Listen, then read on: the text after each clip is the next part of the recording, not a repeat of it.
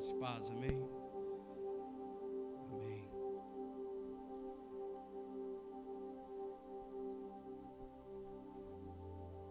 Deus é bom. E a gente, como ministro, a gente nunca sabe como Ele vai agir. E essa é a boa e a parte difícil também, enfim.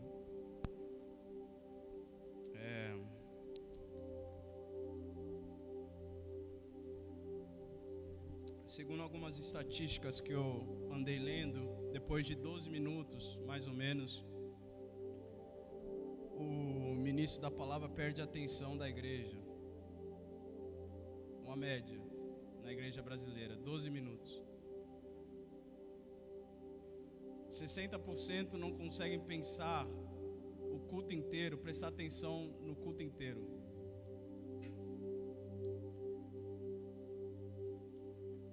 Só que essa estatística é quando o povo ouve o ministro e não o Deus do povo.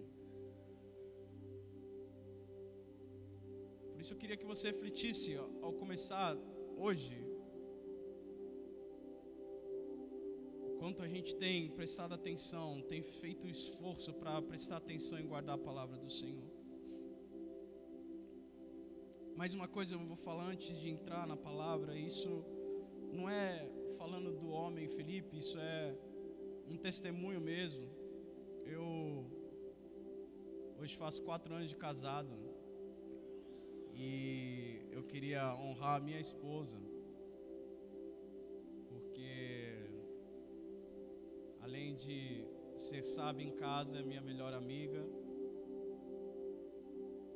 me deixa estudar a palavra, me deixa servir, e eu te amo pra caramba. Terceiro, eu vou pedir para você abrir a sua palavra comigo em Malaquias capítulo 3, versículo 13. Malaquias capítulo 3, versículo 13.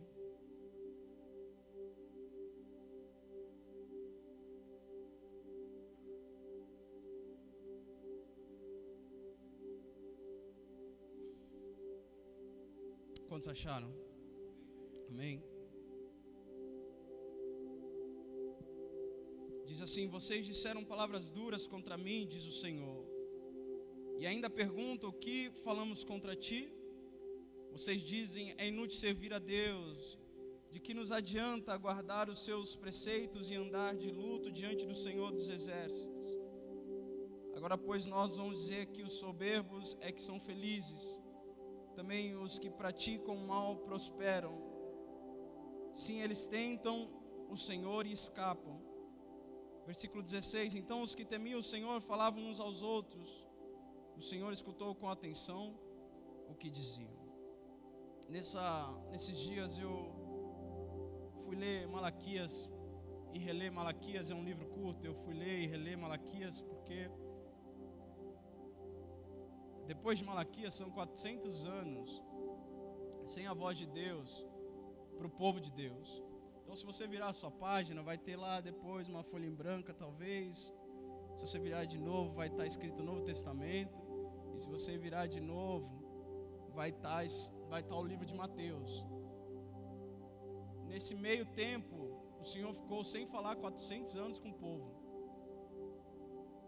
E eu não sei como é para você, mas o Senhor não falar é o verdadeiro inferno.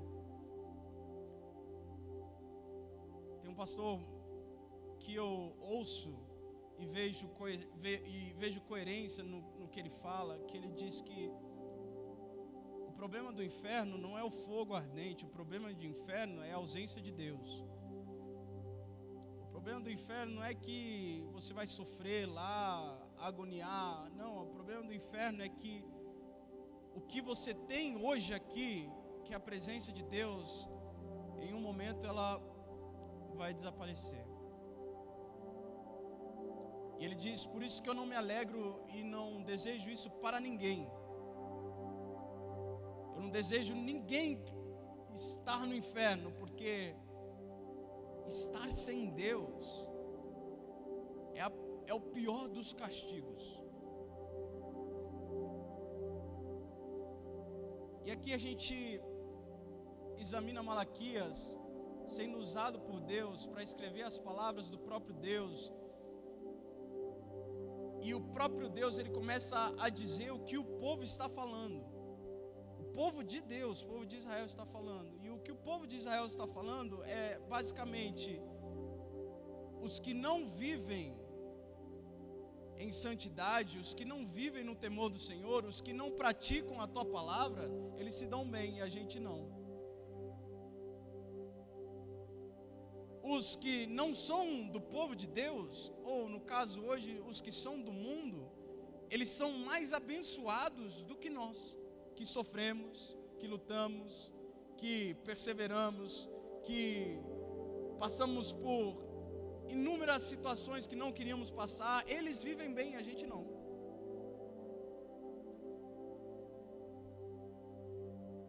E aí, meu irmão, é que as coisas começam a ficar complicadas, porque quando a gente começa a entrar nesse pensamento de para ele dar certo e para mim não, justamente para mim que estou dia após dia na igreja, ajoelho, oro, clamo, peço, tento seguir o máximo os mandamentos do Senhor, para mim nada acontece. E esse é um momento perigoso, porque é um momento onde nós passamos a entregar menos. Esse é um momento onde a gente esfria, um momento onde a gente não crê como a gente cria ontem.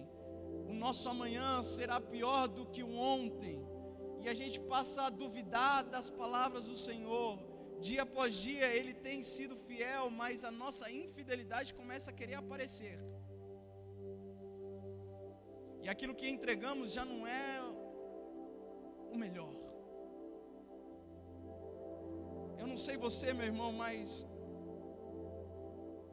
Malaquias me ensinou, assim como a Bíblia me ensina, que eu não posso dar sacrifícios que não me custam. Eu não posso entregar ao meu Senhor aquilo que não me custa. Se você conhece o texto, diz que em 2 Samuel 24, que Davi, ele rejeita cortar caminho, porque ele decide dentro de si que ele não vai dar ao Senhor nada que não lhe custe. Ele diz: eu não darei ao meu Senhor o que não me custe.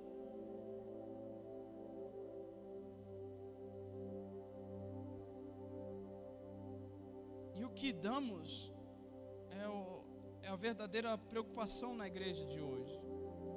O que colocamos no altar é a verdadeira preocupação de hoje.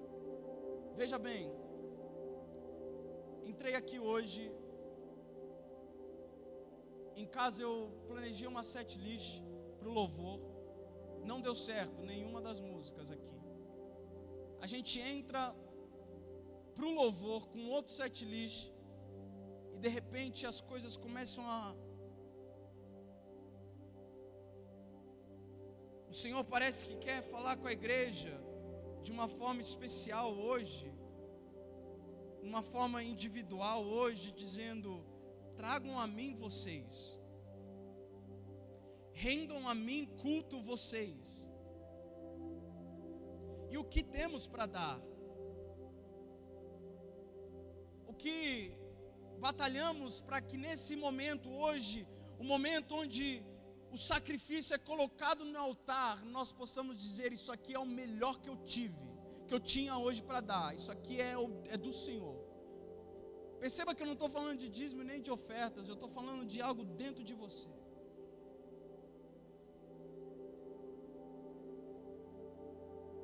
Sou daqueles que, para treinar no dia seguinte, arruma a roupa na noite anterior.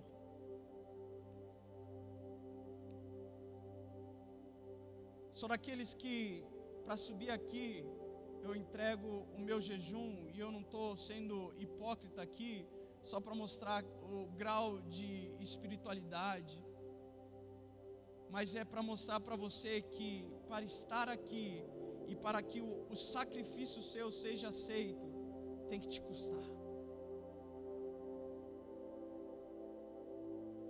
Nós somos do povo que vem antes, obreiros, intercessores que vêm antes, nem que seja 1, 2 horas para pedir ao Senhor: Senhor, manifesta-te aqui. Nós somos da igreja que construiu um backstage, não para chamar de sala verde, mas chamar de casa de oração. Não para papear, mas pôr o joelho no chão. Porque é necessário que o povo comece a entender que, se não te custar, não faz efeito para ele.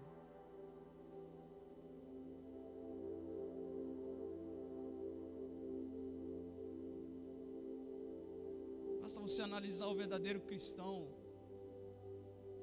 Pense numa pessoa que você fala assim: poxa, esse aqui é verdadeiro, não vejo dolo nele. O verdadeiro cristão, uma das formas que você encontra ele é quando ele sofre, mas ele não muda. Ele sofre perseguições, mas ele não se abala.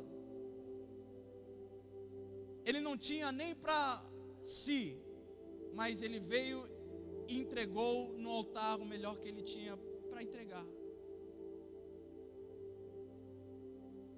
Só que é um grito hoje, porque para ele sim e para mim não. É um grito da geração, da população: Senhor, porque para mim nada acontece, e pro cara que está fazendo tudo errado, dia após dia, as coisas acontecem assim. A resposta clara e objetiva é a ilusão, meu irmão. É ilusão, só que eles não sabem ainda. O salmista já declarava, que tudo é vaidade. Romanos, Paulo, ele nos alerta sobre tomar cuidado com um caminho que trilha para a vaidade, porque no final dessa trilha não tem nada.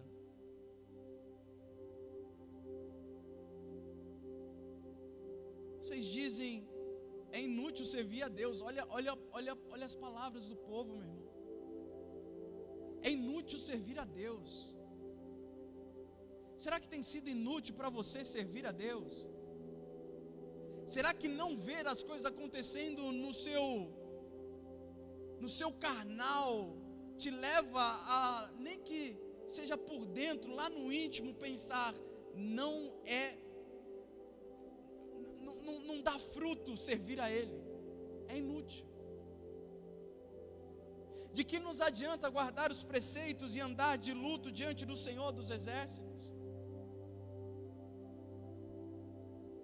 Me lembra uma palavra de Asaf, em Salmo 73, que ele disse assim: quase que os meus pés se esvaem, os meus passos se esvaem.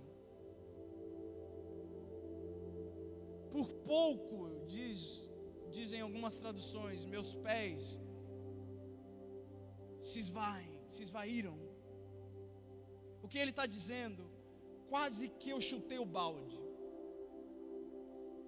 Quase que eu falei o que eu acho que aquela pessoa deveria ter ouvido. Mas aí que está uma diferença de um homem de Deus e de uma mulher de Deus. É o quase. Meu irmão, você vai entrar em crise. Quantos aqui entram em crise às vezes? A gente entra em crise, meu irmão. Mas o que determina se é um homem ou uma mulher de Deus é o quase. Você quase fez, mas não fez. Aqui dentro estava bagunçado. Você quis agir da sua forma, mas você não agiu, porque o Senhor mandou você não fazer. E sabe por que quase Asaf chutou o balde? Não precisa abrir. Quase me esvaíram os pés, porque para eles não há preocupações. O seu corpo é forte e sábio, não partilham das canseiras dos mortais, nem são afligidos como os outros. A soberba cinge como um colar e a violência nos envolve. Eis que estes são os ímpios, e sempre tranquilos aumentam as suas riquezas. Asaf está falando para mim e para você, eu quase perdi a linha de um crente, porque eu comecei a examinar aquele que não é crente, e comecei a ver que ele tem mais prosperidade em sua casa do que eu. Eu quase perdi a linha, porque o que eu tanto queria para mim, aconteceu na casa do lado.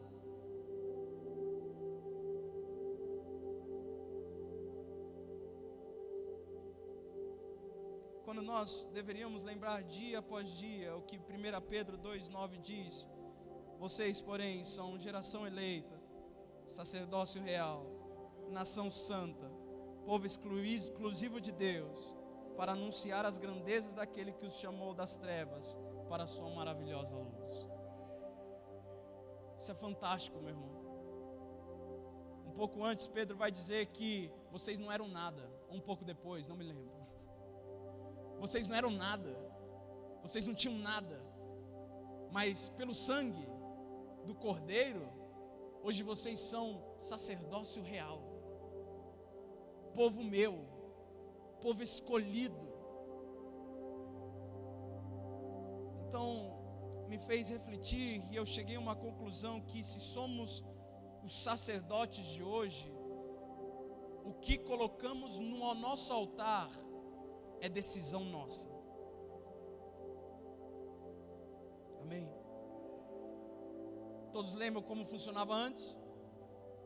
Havia um sumo sacerdote, pegava a oferta perfeita, entrava no Santo dos Santos, oferecia o sacrifício, para que o povo recebesse o perdão de Deus.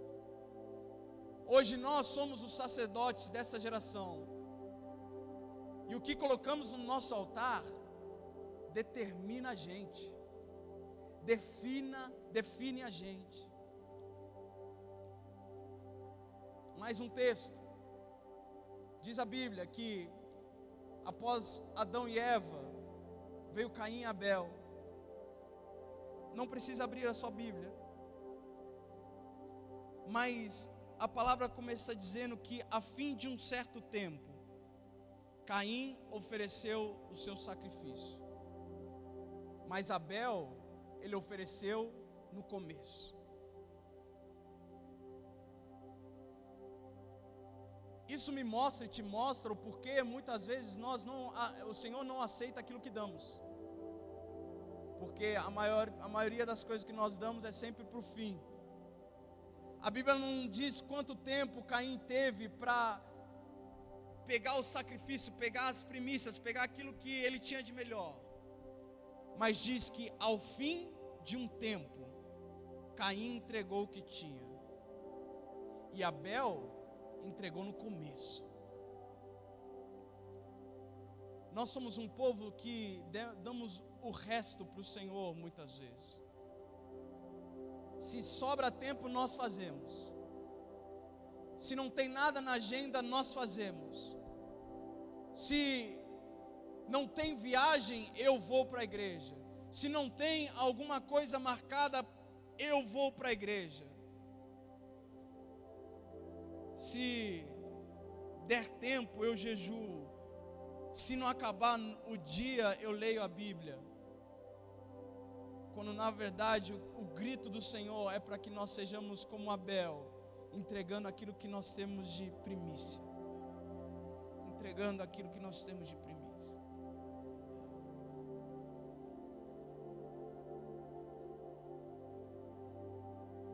Parece que eu estou falando de dízimo e oferta, mas eu quero repetir para você que não tem nada de dízimo e oferta, depois será feito. O que a gente está falando, que o Senhor está falando conosco aqui, é o que nós temos colocado no nosso altar.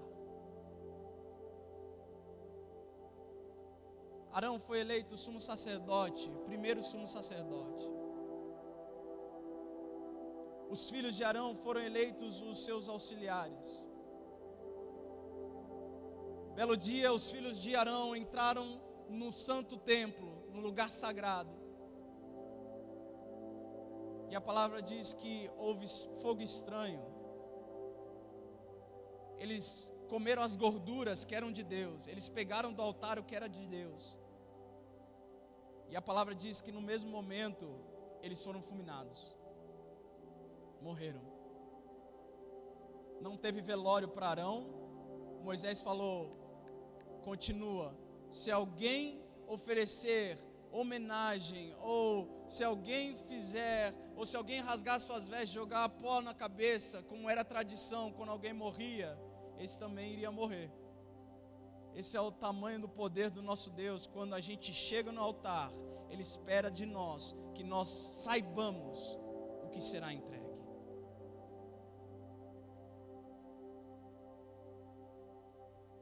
Já aprendemos que nós decidimos o que colocamos no altar. E eu quero aconselhar você, meu irmão, assim como eu fui aconselhado pelo Senhor, a entregar nada menos que o perfeito.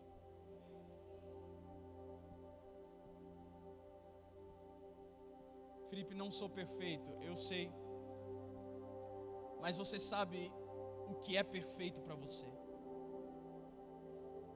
Você sabe muito bem o que te custa. Para muitos aqui, acordar 3 da manhã custa. E se você acorda 3 da manhã só para falar com Deus, você acha que o mesmo Deus não vai olhar para você e falar: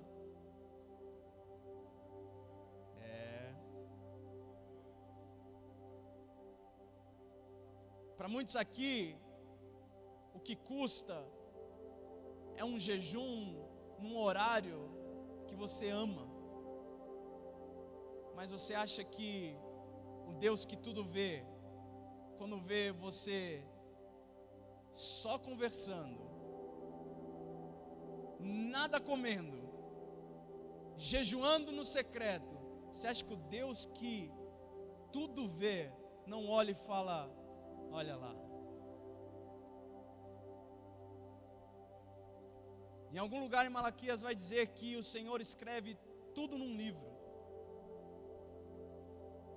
Você imagina? Felipe, Deus esquece? Não, meu irmão. Mas Ele faz questão de anotar os meus feitos e os seus feitos. Tem um livro no céu que sabe exatamente o que o Felipe fez naquele dia. Para os que sofreram por Ele, para os que foram até o fim, até a morte por Ele. Você acha mesmo que o Deus que tudo vê e tudo lembra não vai falar: olha lá? Ele entregou o que é perfeito. Sabe por que eu sou levado a pedir a você nessa noite entregar o que é perfeito, o que te custa? Porque Ele se entregou de forma perfeita. Isso não é novidade para você, e isso talvez tenha caído no acaso na sua vida. Talvez a indiferença tenha batido nos nossos corações dia após dia, aumentando diminuindo o nosso senso de grandeza do que o Senhor fez na cruz. Mas o que tinha na cruz, no altar, no sacrifício, era perfeito.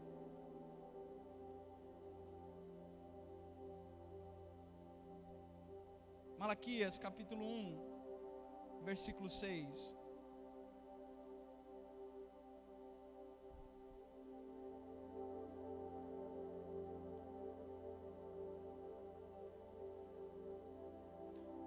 O filho honra o pai e o servo respeita o seu senhor. E se eu sou o pai, onde está a minha honra? E se eu sou o Senhor, onde está o respeito para comigo? Eu, Senhor dos exércitos, pergunto isso a vocês, sacerdotes que desprezam o meu nome. Mas vocês perguntam: como desprezamos o teu nome? Vocês oferecem pão impuro sobre o meu altar. E ainda perguntam: em que te havemos profanado? Nisso de pensarem que a mesa do Senhor pode ser desprezada. Quando vocês oferecem em sacrifício um animal cego, será que isso não está errado? E quando trazem um animal coxo ou doente, será que isso não está errado? Ora, experimentem oferecer um animal desses ao seu governador. Será que ele se agradará de vocês ou será favorável a vocês? Diz o Senhor dos exércitos. O Senhor está falando assim com o povo: vocês me dão aquilo que sobra, vocês me dão parte do tempo, vocês me dão ovelhas, cordeiros, sim, mas eles estão cegos, eles estão coxos, eles estão impuros. E ele diz: tentem dar aos governadores aquilo que vocês me dão, e vamos ver se eles vão gostar. É como se a palavra dissesse assim: faça com o seu chefe o que você faz comigo, e vamos ver se ele vai aceitar ou vai te mandar embora. Dê ao governador, ao presidente do país aquilo que você me dá, e veja se você vai ter honra com ele. Quantos estão entendendo, meu irmão?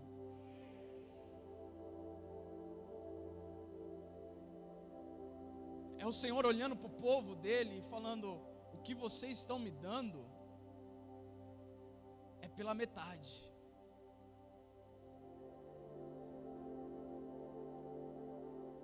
Vocês podiam me dar mais.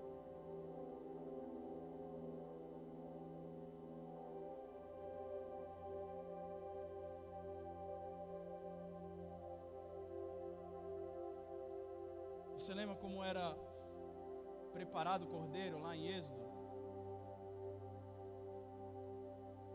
Êxodo 12. O último castigo no Egito foi matar todo o primogênito. Quantos lembram, amém? Só que a palavra do Senhor foi específica. Nas casas que os umbrais estiverem com sangue de um cordeiro, eu não entrarei com a morte. O meu povo será sinalizado com o sangue do cordeiro perfeito, e a morte não vai entrar. Lembre-se que no palácio, no lugar mais luxuoso do Egito, a morte entrou e matou o filho do faraó, o primogênito de faraó. Mas nas casas mais humildes dos ditos escravos israelitas, a morte não entrava, porque no umbral havia o sangue de um cordeiro perfeito.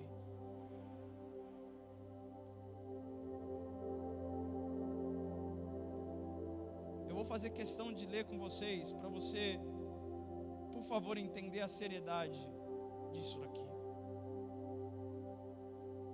O Senhor disse a Moisés e Arão na terra do Egito: este mês será para vocês o principal dos meses. Esse mês será para vocês o principal dos meses. Será o primeiro mês do ano. Falem a toda a congregação de Israel, dizendo: no dia 10 deste mês, cada um tomará para si um cordeiro, segundo a casa dos seus pais, um cordeiro para cada família. Mas se a família for pequena, para um cordeiro, então o chefe da família convidará o seu vizinho mais próximo, conforme o número de pessoas, conforme o que cada um puder comer. Por aí vocês calcularão quantos são necessários para o cordeiro. O cordeiro será sem defeito. Repita comigo: sem defeito. O que quer dizer sem defeito? É exatamente o oposto que nós lemos em Malaquias. Um cordeiro sem um olho não é um cordeiro perfeito, amém ou não, meu irmão? Um cordeiro sem uma pata, não sei nem se é pata se chama, não é um cordeiro perfeito. O cordeiro deve ser perfeito, sem defeito.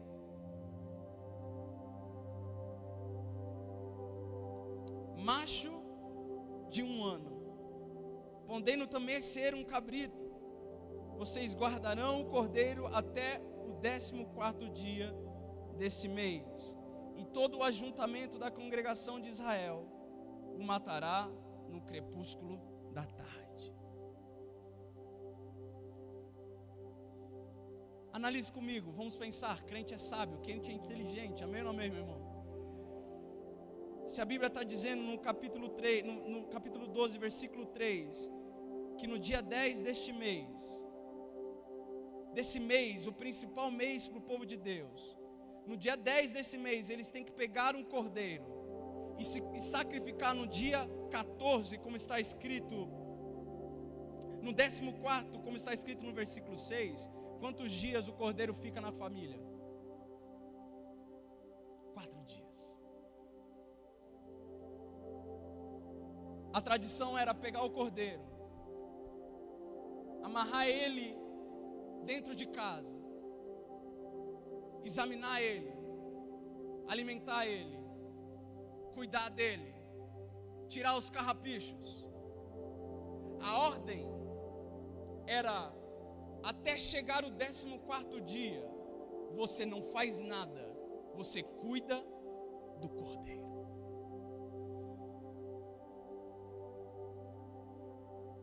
A segunda ordem é, quando chegar no 14º dia, esse mesmo cordeiro que você cuidou para sua família, e se sua família for pequena, para os seus vizinhos, esse cordeiro vocês matam e me entregam. Cordeiro perfeito. João capítulo 1 diz que o Senhor Jesus entra em Jerusalém, casa, 4 a 5 dias antes do Calvário.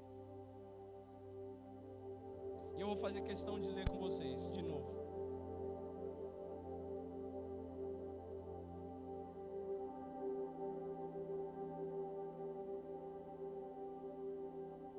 Seis dias antes da Páscoa, Jesus foi para Betânia, onde estava Lázaro, a quem ele tinha ressuscitado dentre os mortos.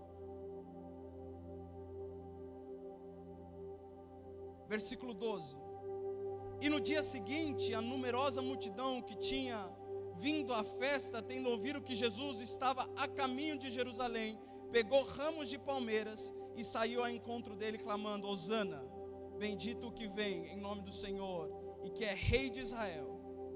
E Jesus, tendo conseguido um jumentinho, montou, segundo está escrito: não tema, filha de Sião, eis que o seu rei está vindo, montado num jumentinho.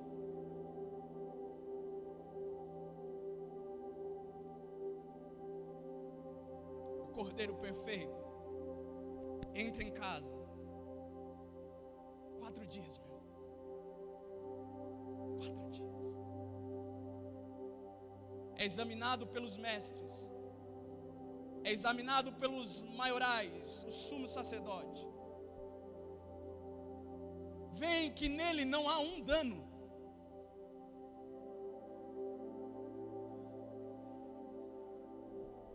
O que deu raiva neles é que ele era perfeito. O que deu ódio neles é que, assim como Daniel, não tinha como achar uma brecha nele.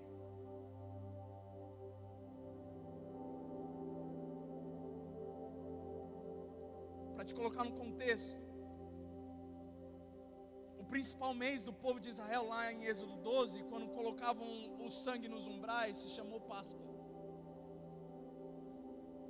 E adivinha qual é a festa que o meu Senhor entra e o seu Senhor entra quando ele chega em casa, Jerusalém? A Páscoa. Passam-se 4 dias. E ao cair da tarde, ele disse: está consumado.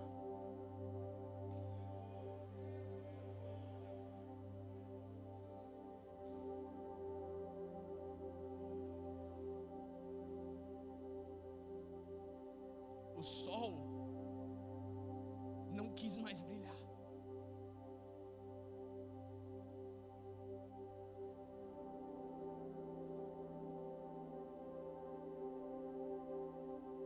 No mesmo momento que lá no templo,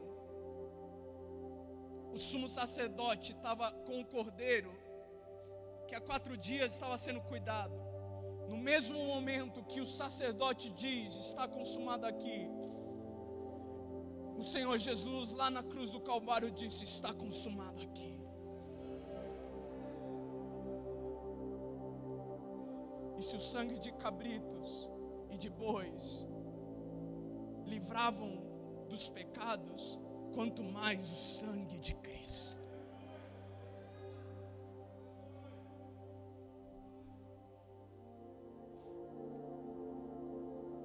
Irmão, eu não sei se você tem a noção de quanto tempo faz de Êxodo 12 até João capítulo 1. Mas o que eu estou pedindo para você, e eu encerro: não dê nada ao Senhor que seja menos que a sua perfeição, que seja menos que o seu tudo. Senhor, eu vou para a tua casa hoje, mas não saio da tua casa enquanto eu não te entregar tudo. Eu não vou para minha casa, Senhor, se enquanto eu estiver na tua casa, no altar, eu não me colocar lá e entregar tudo.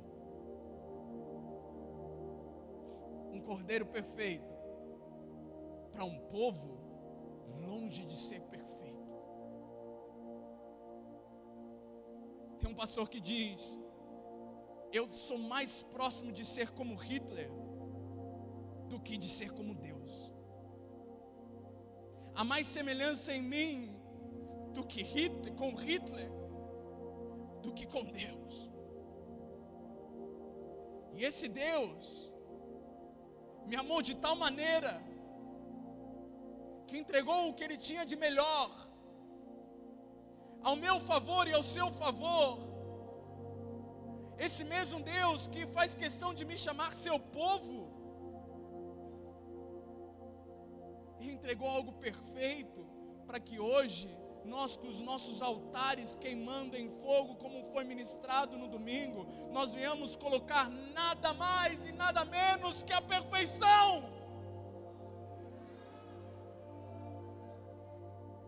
Eu vou subir o monte, mas eu vou subir o monte com o meu cabrito perfeito. Eu vou sim subir o monte, mas eu não vou porque o pastor me pediu. Eu vou subir o monte porque o meu cordeiro está perfeito.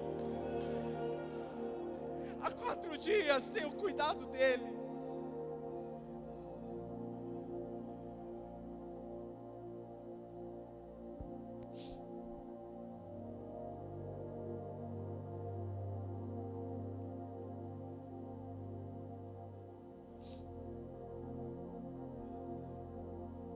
Morreu por nós perfeito.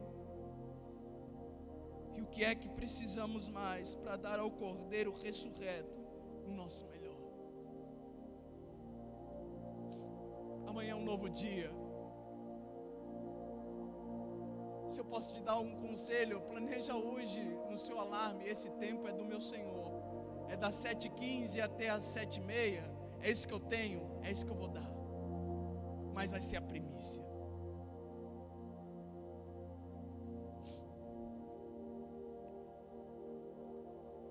Jesus veio, o Deus homem,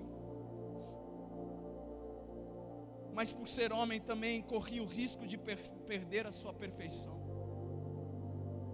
Tentado no começo do seu ministério no monte por Satanás, assim como no final no Getsemane. Entre outros momentos que não sabemos, ele poderia ter falhado, mas não fez.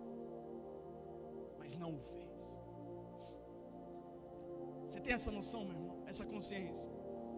Que Jesus podia se tornar imperfeito.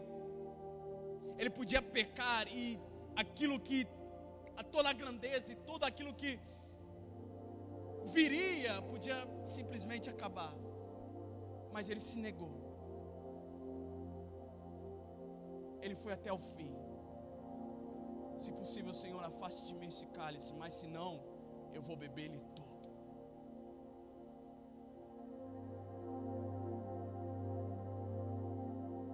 Malaquias 3,16, eu encerro.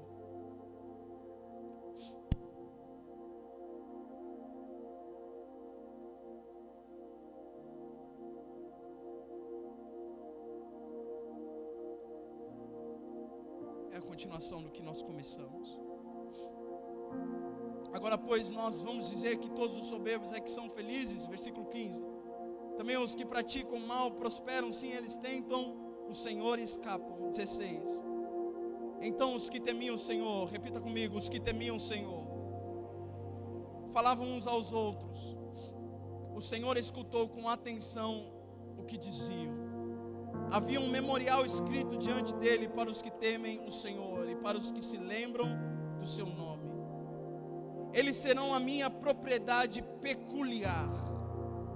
Naquele dia que prepararei, diz o Senhor dos Exércitos, eu os pouparei como um homem poupa o seu filho que o serve. E então vocês verão, mais uma vez, a diferença entre o justo e o ímpio, entre o que serve a Deus e o que não serve.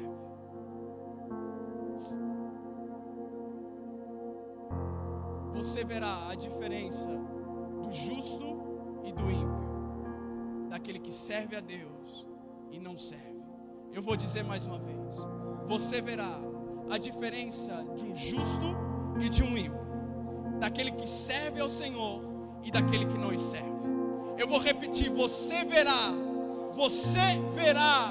a diferença do justo e do ímpio, daquele que serve e daquele que não serve. Você verá. Olha para a pessoa do seu lado e diga isso para ela: você verá.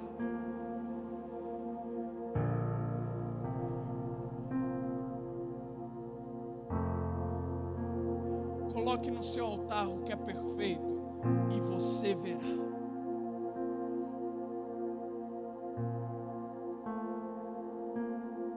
Sim, Jesus.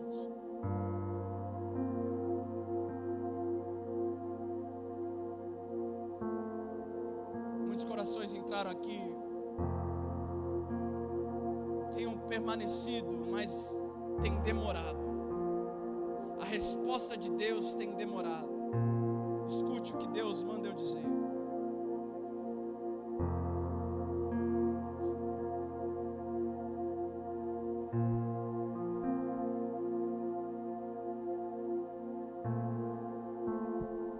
Sim, Jesus.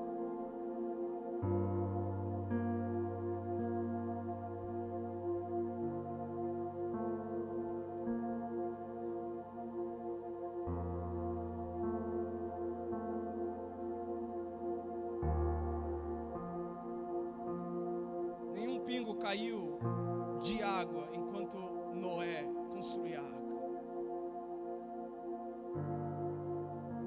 Nenhum pingo. Pode parecer que ele está demorando. Mais uma vez aparece. Não teve uma rachadura para comprovar, meu irmão, que a muralha de Jericó ia cair.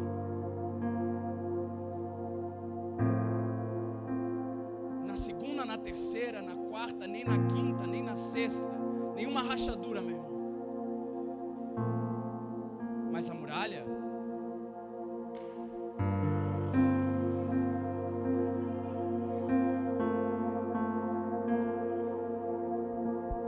pode estar demorando, meu irmão. Mas eu e você recebemos uma palavra profética hoje do Senhor Jesus Cristo. Nós veremos a diferença de um justo e de um ímpio, daquele que serve e daquele que não serve. Coloque-se de pé em nome de Jesus.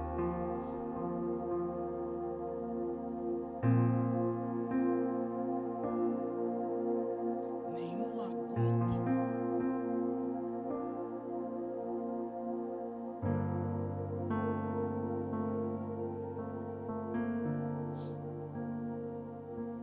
Feche os seus olhos, por favor.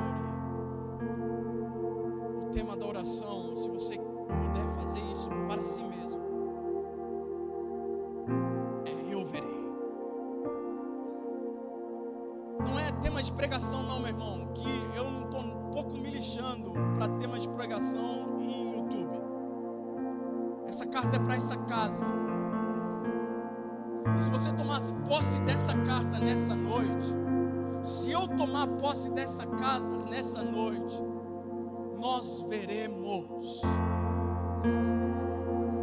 Nós veremos. Nós seremos separados.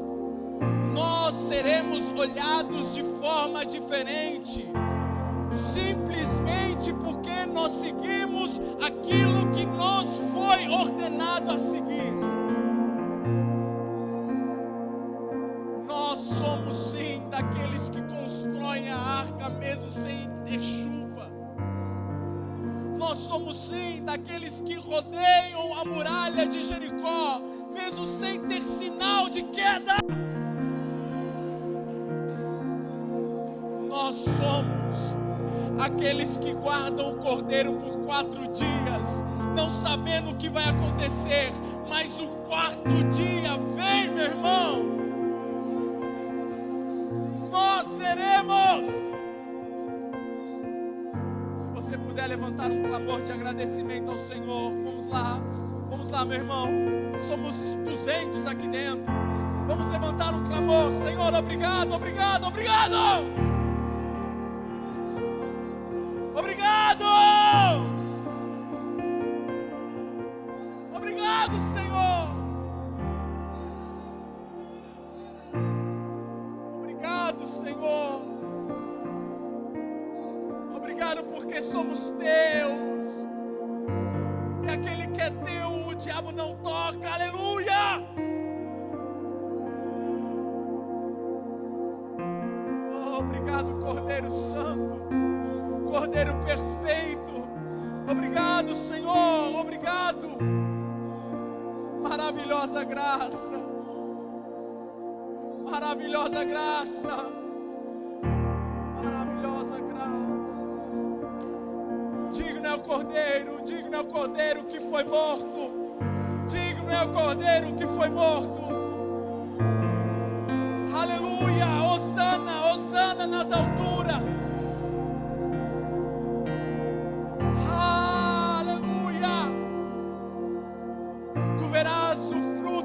Penoso trabalho, meu Senhor, e o Senhor se alegrará em nós, o Senhor se alegrará em nós, aleluia. Digno é o Cordeiro, digno é o Cordeiro, digno é o Cordeiro, digno é o Cordeiro, digno é o Cordeiro.